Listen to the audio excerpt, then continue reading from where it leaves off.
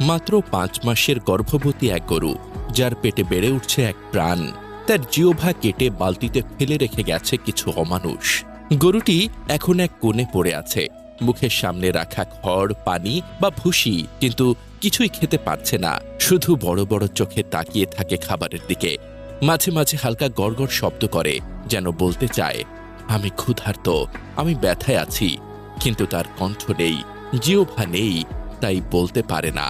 চলতে পারে না ব্যথায়, কিন্তু দাঁড়িয়ে থাকে পেটের ভেতরের বাছুরটিকে বাঁচিয়ে রাখার জন্য।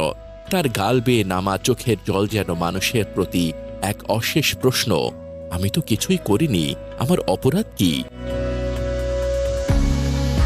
জানা যায়, ঘটনাটি ময়মনসিংহের ত্রিশাল উপজেলার বৈলার ইউনিয়নে মঙ্গলবার ১৫ অক্টোবর ২০২৫ দিবাগত রাতে কে বা কারা খামারি মোহাম্মদ হরমুজ আলীর গোয়ালঘরে ঢুকে একটি ৫ মাসের গর্ভবতী গাভীর জিহ্বা আংশিকভাবে কেটে বালতিতে ফেলে রেখে পালিয়ে যায়।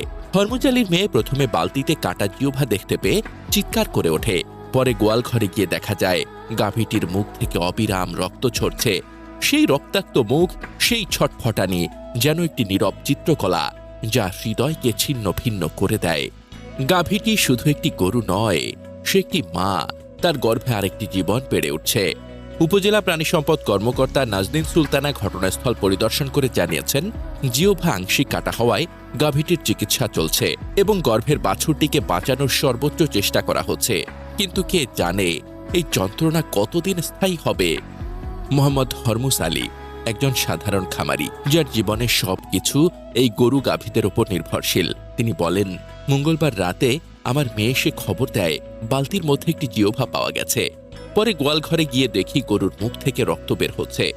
জানা মতে আমার কোনো শত্রু নেই, গরু তো কোনো অপরাধ করেনি। আল্লাহ যেন এই নিষ্ঠুরতার বিচার করেন। পেটের বাচ্চার কথা চিন্তা করে পশু চিকিৎসকের সহযোগিতায় গাভীটিকে বাঁচিয়ে রাখার চেষ্টা করছি। ঘটনা জানাজানি হওয়ার পর এলাকায় ক্ষোভের ঝড় উঠেছে। ষাটোর্ধ্ব স্থানীয় বাসিন্দা আবুল হোসেন বলেন, আমার জীবনে এমন ঘটনা কখনো দেখিনি।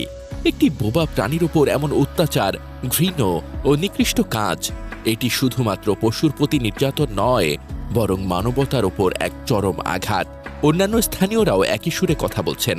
এই ঘটনা তাদের হতবাক করেছে। কেউ বলছেন, এটি শুধু পশু নির্যাতন নয়, সমাজের অধঃপতনের লক্ষণ।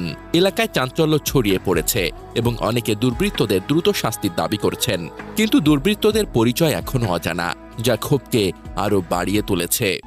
ধিক্কার, ধিক্কার, ধিক্কার! এই অমানসিক কাজের জন্য যারা দায়ী, তাদের প্রতি শুধু ধিক্কার নয়, চরম নিন্দা জানাই। কিভাবে একজন মানুষ এমন নির্মম হতে পারে? একটি নিরীহ গর্ভবতী গাভী যে কোনো অপরাধ করেনি, সে শুধু তার গর্ভের সন্তানকে লালন করছে। তার ওপর এমন অত্যাচার, এটি শুধু পশু নির্যাতন নয়, এটি মানবতার মুখে চপেটাঘাত। এই দুর্বৃত্তরা যেন কখনো ক্ষমা না পায়।